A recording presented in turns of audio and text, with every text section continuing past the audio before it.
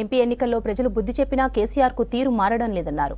కాంగ్రెస్ ను ఓడించేందుకు బీఆర్ఎస్ బీజేపీకి ఓట్లు వేయించిందని ఆరోపించారు. సిరిసిల్ల సిద్దిపేటలో బీజేపీకి ఎలా ఎక్కువ ఓట్లు వచ్చాయని ప్రశ్నించారు రేవంత్. ప్రభుత్వాన్ని పడగొడతామని పనికిరాని మాటలు మాట్లాడుతున్నారని మండిపడ్డారు సీఎం. అసలు ఫిరాయింపులను ప్రోత్సహించింది కేసీఆరే అని చెప్పారు. తెలంగాణ అభివృద్ధి కోసం ఎలాంటి భేషజాలకు వెళ్లకుండా కేంద్ర మంత్రుల్ని కలుస్తున్నామని తెలిపారు. త్వరలో ప్రధాని హోంమంత్రితో భేటీ అవుతారని వివరించారు. ఢిల్లీ టూర్లో ఉన్న రేవంత్ మంత్రి శ్రీధర్ బాబు, ఎమ్మెల్సీ జీవన్ రెడ్డితో కలిసి మీడియాతో మాట్లాడారు. ఇంతవరకు మంత్రివర్గం మీదనే చర్చలు జరగలేదు. మీ పార్టీకి మీరు చర్చలు చేసేసిండ్రు, శాఖలు కేటాయించిండ్రు, ప్రమాణ స్వీకారాలకు కూడా మీరు ముహూర్తాలు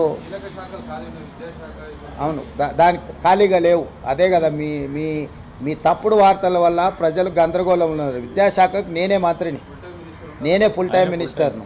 నేను పార్ట్ టైమా? నేను కేసీఆర్ నా ఫామ్ హౌస్లో వండుకొని ప్రభుత్వాన్ని నడుపుతున్నానా? నేను వీడికి వచ్చిన 4 రోజుల నుంచి ఎన్ని శాఖల మంత్రులను కలిసినా ఏ శాఖ ఖాళీ లేదు. అన్ని శాఖలకు మంత్రులు ఉన్నారు. నా దగ్గర ఉన్న శాఖలకు నేను క్రియాశీలక మంత్రికి ఏమైనా పరీక్షలు నిర్వహించకుండా వదిలేసినామా? 10th క్లాస్ ఎగ్జామ్స్ నిర్వహించలేదా? ఇంటర్మీడియట్ ఎగ్జామ్స్ నిర్వహించలేదా? ఇంజనీరింగ్ ఎగ్జామ్స్ నిర్వహించలేదా? పరీక్షల ఫలితాలు విడుదల చేయలేదా? ఎక్కడైనా గతంలో జరిగినట్టు ఏమైనా లోపాలు జరిగినాయా? నీట్ కానీ డిఎస్సి నోటిఫికేషన్ కానీ ఏ పరీక్షలు ఆంధ్రప్రదేశ్లో ఇప్పటివరకు ఎంసెట్ రిజల్టులు కూడా ఇవ్వలే. మేము ఆల్రెడీ ఫలితాలు ప్రకటించేసి భవిష్యత్ కార్యాచరణ కూడా స్పష్టంగా చెప్పినాము. ఇప్పటి వరకు మీ ద్వారా సూటిగా నేను సవాల్ విసురుతున్నా. గతంలో విద్యాశాఖ మంత్రులు చేసిన పనులు, ఈ సంవత్సరం మా విద్యాశాఖ తీసుకున్న నిర్ణయాలను పోల్చి చూడండి. క్యాలెండర్ డేట్ ప్రకారం ప్రతి అంశాన్ని చాలా స్పష్టంగా నిర్దిష్టమైన ప్రణాళికతో ముందుకెళ్తున్నాము. కొంత పొలిటికల్ పార్టీ ఓన్డ్ మీడియా అంటే రాజకీయ పార్టీలు నిర్వహించే టీవీలు కానీ పేపర్లు కానీ ఆ రాజకీయ పార్టీల యొక్క ప్రయోజనాలను కాపాడడానికి శాఖలకు మంత్రులు లేరు.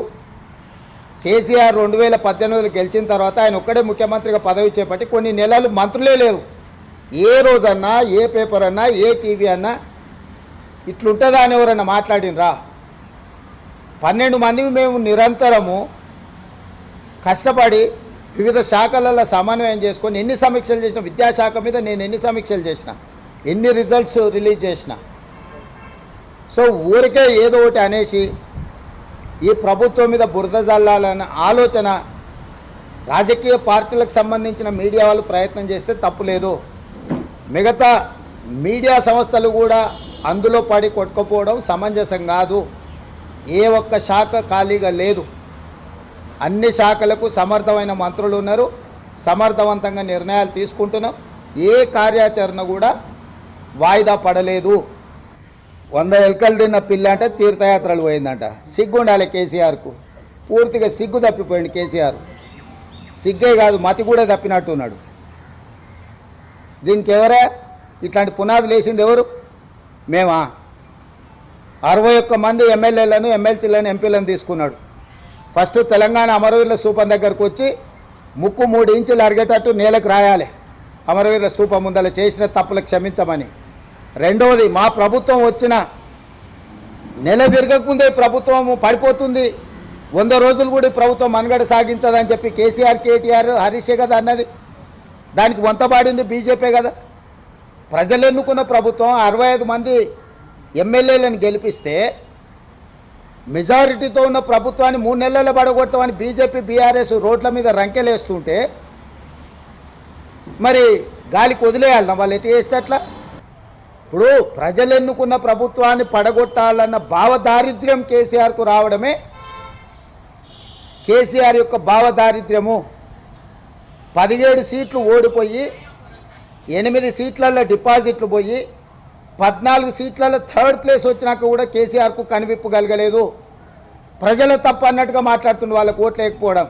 తెలంగాణ సంబరాలలో పాల్గొననోడు, ప్రజలు ఎన్నుకున్న తెలంగాణ ప్రభుత్వాన్ని కూలదోయాలనుకునేటోడు ఏ రకంగా ఆయన తెలంగాణ బాగా కోరుకుంటుండు? అంటే స్వార్థము, దోపిడి, కుటుంబానికి అన్నీ ఉండాలన్న కోరిక, ఇవన్నీ ఎల్లకాలము వాళ్ళని బతికించవు. జగిత్యాలకు సంబంధించిన మరోవైపు జీవన్ రెడ్డి ఎపిసోడ్ పై స్పందించారు సీఎం రేవంత్. జగిత్యాల ఎమ్మెల్యే సంజయ్ కుమార్ ను పార్టీలో చేర్చుకునే విషయంలో కొంత కమ్యూనికేషన్ గ్యాప్ వచ్చిన మాట వాస్తవమే అన్నారు. ఈ చర్యలపై జీవన్ రెడ్డి మనస్తాపానికి గురయ్యారని చెప్పారు. తమ నుంచి ముందు జాగ్రత్తలు తీసుకోలేదన్నారు సీఎం. పార్టీ పట్ల నిబద్ధత ఉన్న జీవన్ రెడ్డి సముచిత గౌరవం ఉంటుందని చెప్పారు రేవంత్. జీవన్ రెడ్డి రెట్టించిన ఉత్సాహంతో ప్రభుత్వ కార్యక్రమాలను ప్రజల్లోకి తీసుకెళ్తారని చెప్పారు సీఎం. జగిత్యాలకు సంబంధించిన డాక్టర్ సంజయ్ శాసనసభ్యుడిని ఈ ప్రభుత్వం రైతులకు చేస్తున్న రుణమాఫీ, ఈ ప్రభుత్వం అమలు చేస్తున్న 6 గ్యారెంటీల విషయంలో జగిత్యాల నియోజకవర్గ అభివృద్ధి కోసం వారు ప్రభుత్వానికి సహకరించి నడవాలని నిర్ణయించుకున్నారు.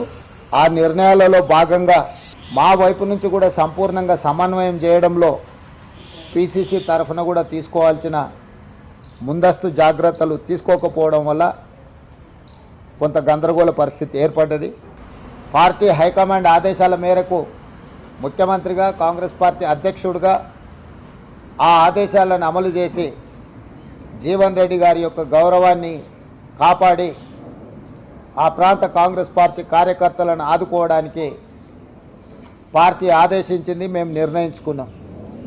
కాబట్టి యథావిధిగా మళ్ళీ జీవన్ రెడ్డి గారు రెట్టించిన ఉత్సాహంతో ఈనాడు ప్రభుత్వం అమలు చేయబోయే రైతు రుణమాఫీ కావచ్చు, ఇతర సంక్షేమ కార్యక్రమాలు కావచ్చు, రాబోయే బడ్జెట్లో ప్రభుత్వం ప్రవేశపెట్టబోతున్న బడ్జెట్కు సంబంధించిన వివరాలు కావచ్చు, వీటన్నిటిని కూడా ఉధృతంగా ప్రజలకు తీసుకెళ్లడానికి వారి అనుభవాన్ని, వారి శక్తి సామర్థ్యాలను పార్టీ వినియోగించుకుంటుంది. పెద్దలు జీవన్ రెడ్డి గారి చర్యల వల్ల కాంగ్రెస్ ప్రభుత్వానికి, కాంగ్రెస్ పార్టీకి నష్టం జరగాలి అని ఏవైతే గుంటనక్కలు ఎదురు చూసినాయో వాళ్ళకి పెద్దలు జీవన్ రెడ్డి గారు ఎలాంటి అవకాశం ఇవ్వలేదు.